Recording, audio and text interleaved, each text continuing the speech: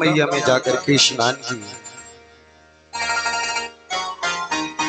और अपने पूज्य गुरुदेव भगवान की सेवा करने लगे।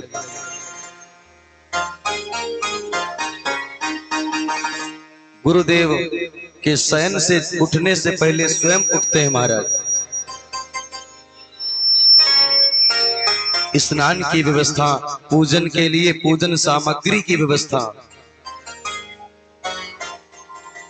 और महाराज कहते हैं कि पूज्य गुरुदेव भगवान जो भी आदेश करते तत्क्षण दोनों भ्राता उसे पूर्ण करते।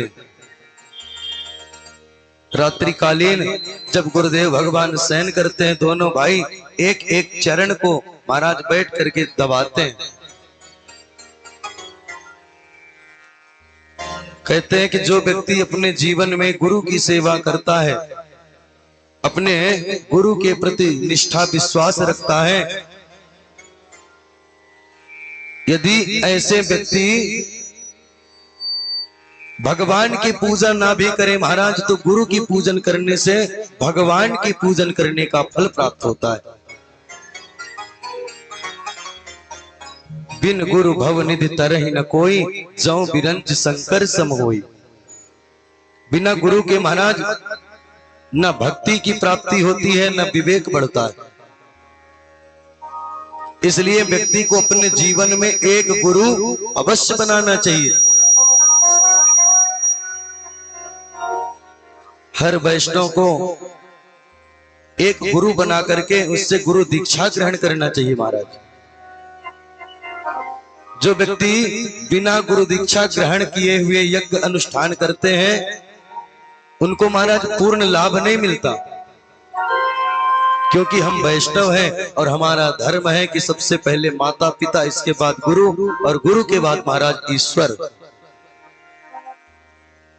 इसलिए व्यक्ति को अपने जीवन में महाराज एक गुरु अवश्य बनाना चाहिए। और गुरु कैसा हो महाराज, पहले गुरु के बारे में जानना चाहिए। हमारे वृंदावन में कहावत है कि पानी पियो छान के और गुरु करो पहचान के। यदि आपको मन में गुरु नहीं जच रहा, आपके मन के गुरु नहीं मिलते महाराज, तो आप भगवान शिव जी को गुरु बना लीजिए, पर गुरु व्यक्ति को अवश्य बनाना चाहिए। और महाराज शास्त्रों में ऐसा वर्णन है कि जो गृहस्थी हो, गृहस्थ आश्रम का पालन करते हो, उन्हें गृहस्थी गुरुओं से ही गुरु दीक्षा लेना चाहिए, साधु संतों से गुरु दीक्षा नहीं लेना चाहिए। जो गृहस्थी आश्रम में रह करके साधु संतों से गुरु दीक्षा ग्रहण करते हैं महाराज, उन्हें गोघात का, गोवध करने का महाराज पाप लगता है। इसलिए वैष्णव जनों को गृहस्थी ब्राह्मणों से ही गुरु दीक्षा लेना चाहिए, ऐसा शिव पुराण में वर्णन है। और जो महाराज कदाचित जाने अनजाने में ब्रह्मचारियों को गुरु बना लिए हो और वो यजमान चेला जो है गृहस्थी हो, तो वो उस गुरु मंत्र का प्रायश्चित करके और पुनः जो है तो गृहस्थी गुरुओं से दीक्षा ले सकता है। ऐसा भी शिव पुराण में वर्णन है महाराज। आज मानो भगवान रामचंद्र जी सबको बतला रहे हैं, हर व्यक्ति को अपने जीवन में गुरु बनाना चाहिए।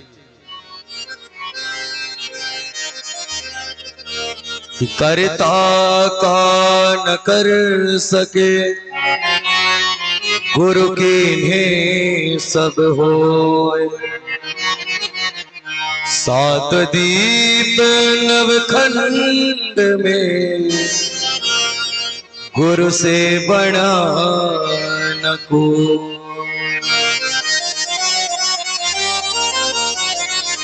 सारे तीर्थ धाम आपके चरणों में,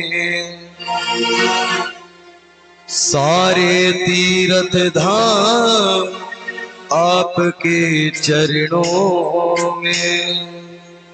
हे गुरुदेव प्रणाम आपके चरणों में।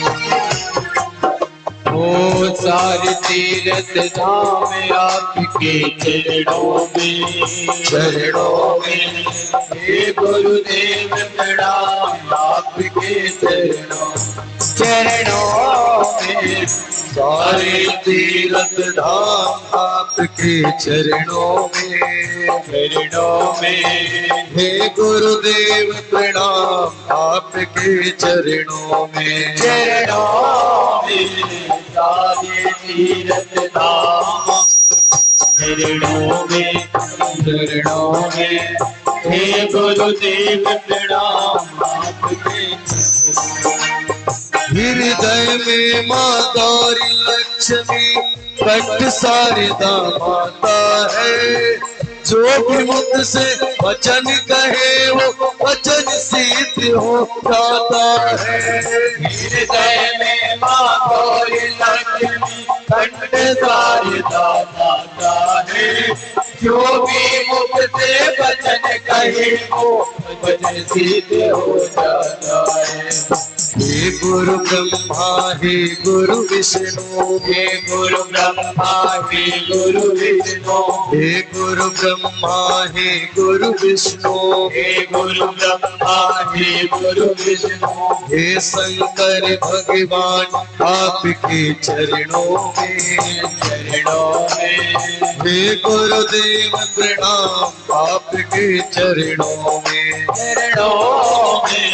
सारे तीरथ धाम आपके चरणों में हे गुरुदेव प्रणाम आपके। हरि बोल। बड़े भाव के साथ ताली बजाते हैं।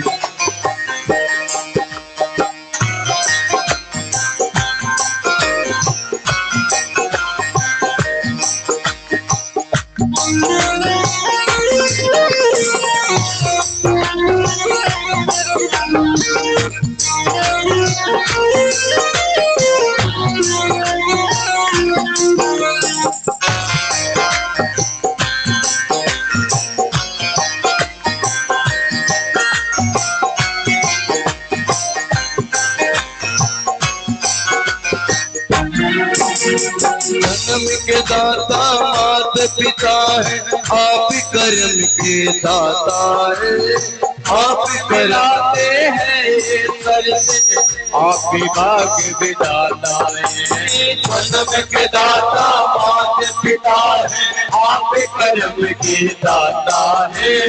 आप मिलाते हैं ये सर से आप भाग्य विधाता है। किया मन को रोगी तन को किया मन को रोगी तन को किया मन को रोगी तन को किया मन को रोगी तन को मिलता है आराम आपके चरणों में। हे गुरुदेव प्रणाम आपके चरणों में। सारे तीरथ धाम आपके चरणों में हे गुरुदेव प्रणाम आपके चरणों। हरि बोल।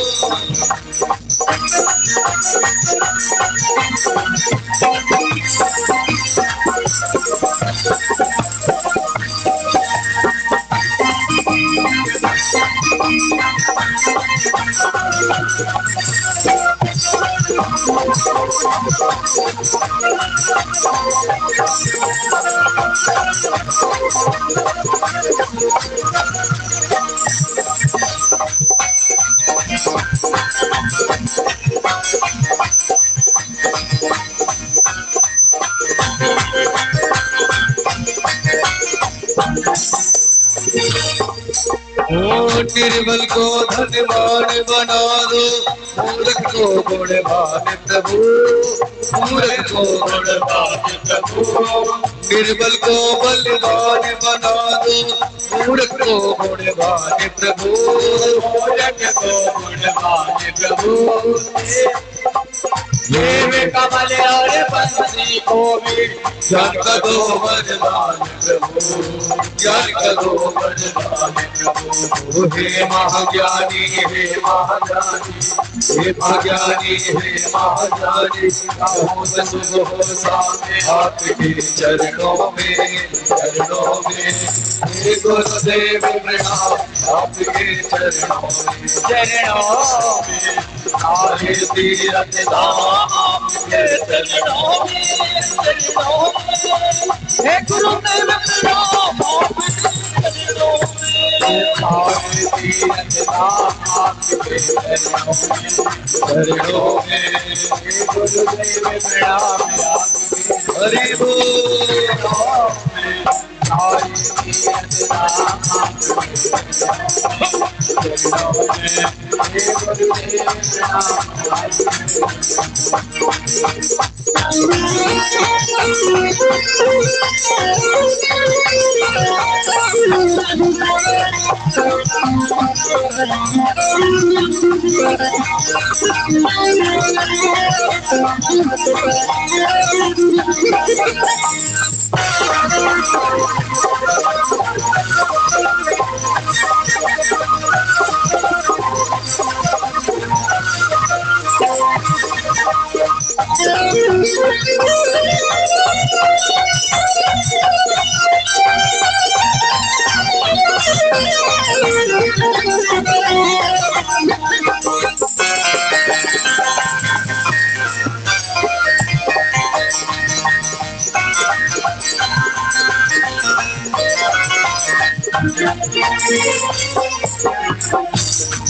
वो सात समुद्र को मसी करूं, लेखनी सब बन राय, सब धरती कागज करूं, पर गुरु गुण लिखा न जाए। प्यारी गुरु गुण लिखा न जाए, प्यारी गुरु गुण लिखा न जाए। सारे तीर्थ धाम आपके चरणों में, चरणों में। हे गुरुदेव प्रणाम आपके चरणों में, चरणों में। सारी तीर्थ धाम आपके चरणों में, चरणों में। हे गुरुदेव प्रणाम आपके चरणों में, हे गुरुदेव प्रणाम आपके चरणों में, हे गुरुदेव प्रणाम आपके चरणों में, हे गुरुदेव प्रणाम आपके चरणों में। बोलिए गुरुदेव भगवान की। महाराज इस प्रकार भगवान रामचंद्र जी ने गंगा में स्नान किया, पूज्य गुरुदेव भगवान का पूजन किया।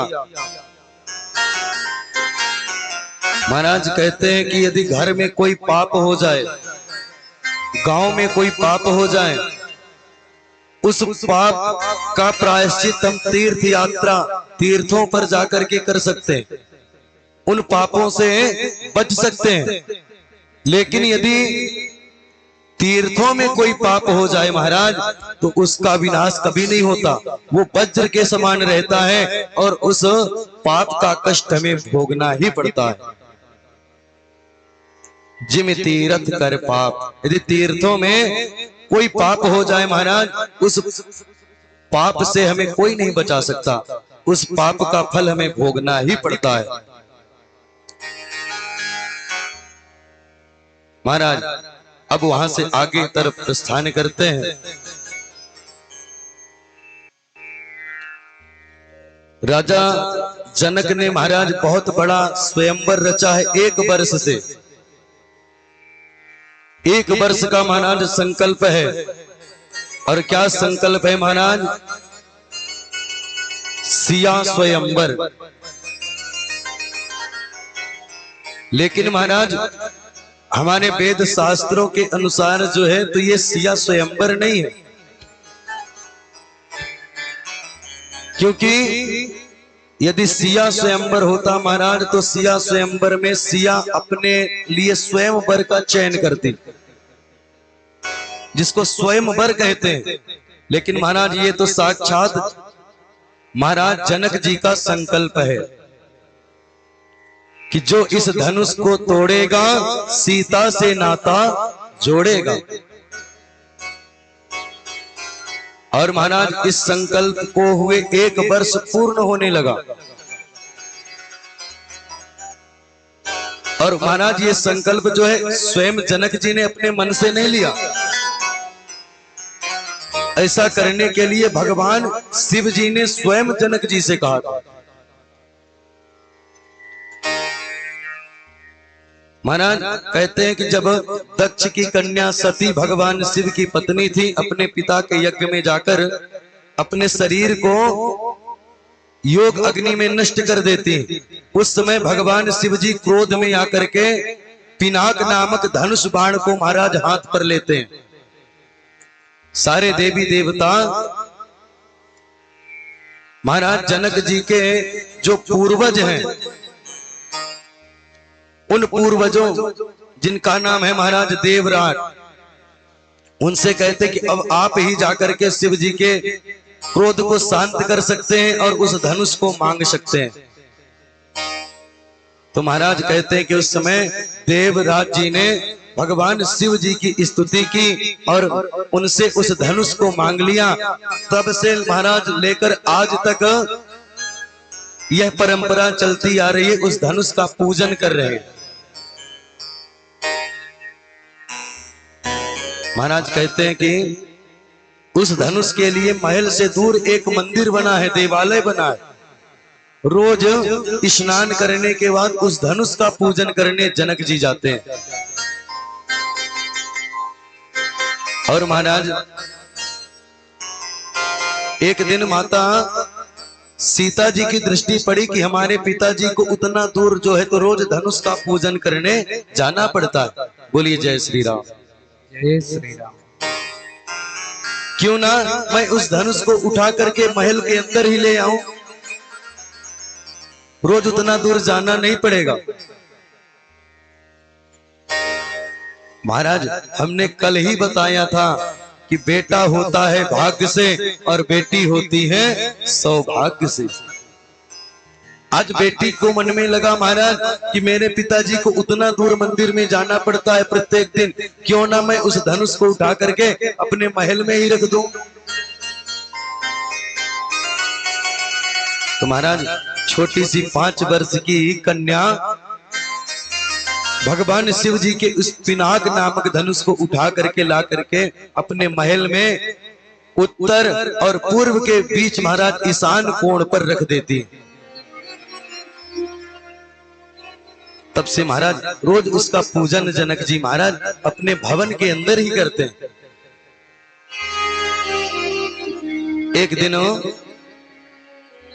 माता सिया जी की दृष्टि पड़ी कि धनुष के चारों तरफ जो है तो बहुत धूल लग गया, इसके नीचे क्यों ना सुंदर गौ के गोबर से लेपन कर दिया जाए, धूल को साफ कर दिया जाए। और महाराज उस एक हाथ से धनुष को उठा करके और दूसरे हाथ से सुंदर गोबर लेकर के नीचे महाराज लेपन करने लगे।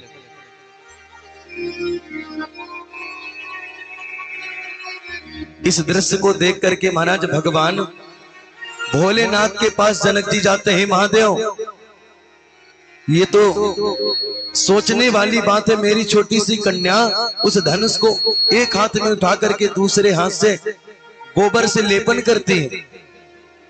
हे महादेव, 5 वर्ष की सिया हमारी लियो उठाए धनुष सुचिकारी, भूम लीप सिया पुनि धर दीना, सी यथा विधि पूजा कीना।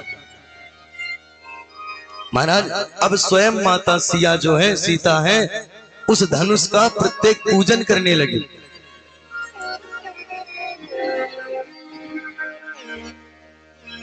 भगवान भोलेनाथ कहते हैं जनक, आप जो है कोई साधारण व्यक्ति नहीं हो। आपने पूर्व में वरदान मांगा था, कमलासन कन्या मैं पाऊं, तुम समान दामाद बनाऊं। तो साक्षात लक्ष्मी जो है आपके घर में सीता के रूप पर प्रकट हुई है और जो आपके दामाद होंगे साक्षात चतुर्भुज रूपधारी भगवान विष्णु है। इसलिए वो जो धनुष आपके यहां रखा है, आप संकल्प कर लो कि इस धनुष को जो तोड़ेगा सीता से नाता जोड़ेगा। और महाराज जनक जी ने भगवान शिव के आदेशानुसार जो है संकल्प कर दिया।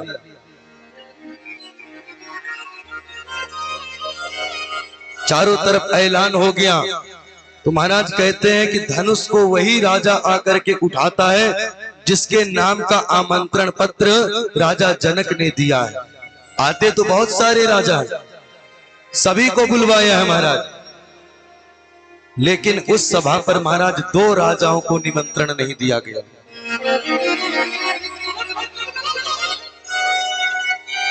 दो राजाओं को निमंत्रण नहीं दिया गया। एक अयोध्या के चक्रवर्ती सम्राट राजा दशरथ को, और दूसरा निमंत्रण महाराज लंकाधिपति रावण को। 2 लोगों को उस धनुष को उठाने के, धनुष को तोड़ने के लिए महाराज निमंत्रण नहीं दिया गया।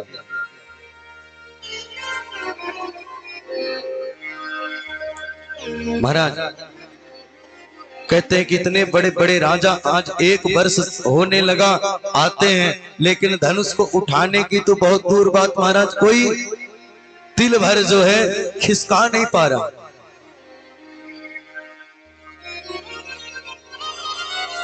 भूप सहस दस एक ही 12, लगे उठावन टरई न टारा। तो महाराज ऐसा वर्णन नहीं है कि 10 सहस्त्र 10,000 राजा एक साथ जो है धनुष नहीं उठा रहे हैं। एक ही 12 यानी जैसे महाराज सोमवार हुआ, मंगलवार हुआ, बुधवार हुआ, गुरुवार हुआ, इसी को 12 का मतलब 10,000 राजा एक दिन में धनुष को उठाने का प्रयत्न करते हैं। एक साथ मिलकर के नहीं उठाया महाराज।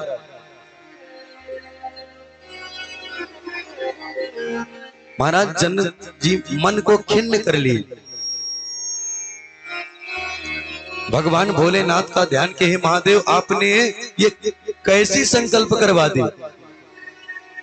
मैंने 1 वर्ष का प्रण लिया है, यदि 1 वर्ष में यह धनुष नहीं टूटा तो मेरी पुत्री, मेरी सिया जो है तो कुंवारी रह जाएगी। और एक बेटी के लिए ये कहां का सुख भाव होगा महाराज। मैं एक पिता हूं, मेरी बेटी आजीवन मेरे घर में कुमारी रहेगी, मैं ये कैसे देख सकूंगा। महाराज अपने मन को शांत करते हुए भगवान भोलेनाथ से प्रार्थना करते हैं, महादेव आप ही कुछ उपाय करिए। उस समय भगवान भोलेनाथ ने विश्वामित्र जी को महाराज रात्रिकालीन स्वप्न में दर्शन दिया। हे गादीपुत्र, शिवयान कही मुनि बात सही, रघुबीर अयोध्या से लावहु जाई। कि शिवयान कही मुनि बात सही, रघुबीर अयोध्या से लावहु जाई। अस्त्र व शस्त्र दिए हमने सो, राम को सादर दे गहाई। कि मिस यज्ञ भला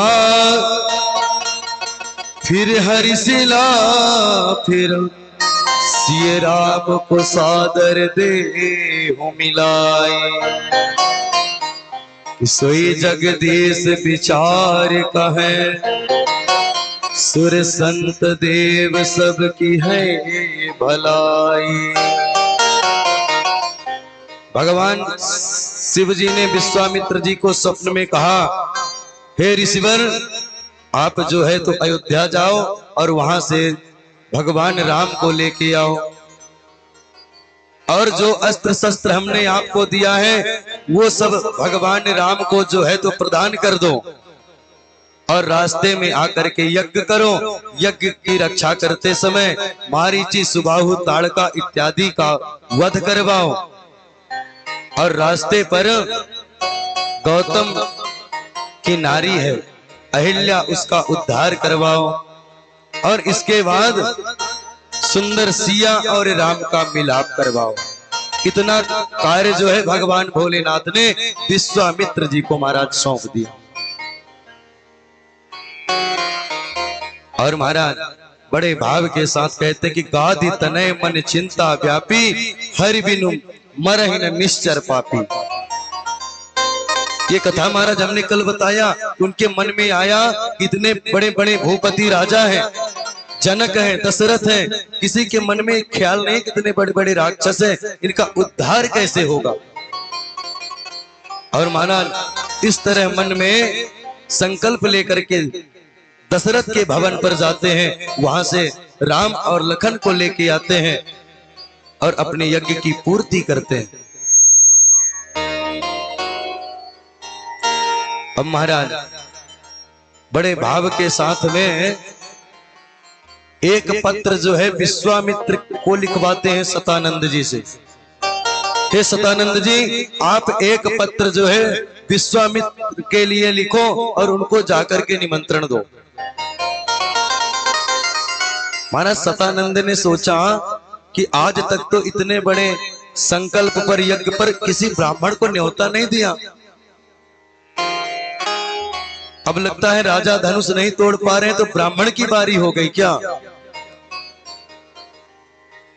महाराज इस प्रकार मन में सतानंद जी सोचते हैं। फिर उन्होंने सोचा नहीं नहीं हो सकता है, उनके साथ दो क्षत्रिय कुमार हैं, उनको हो सकता है कि बुलवाएं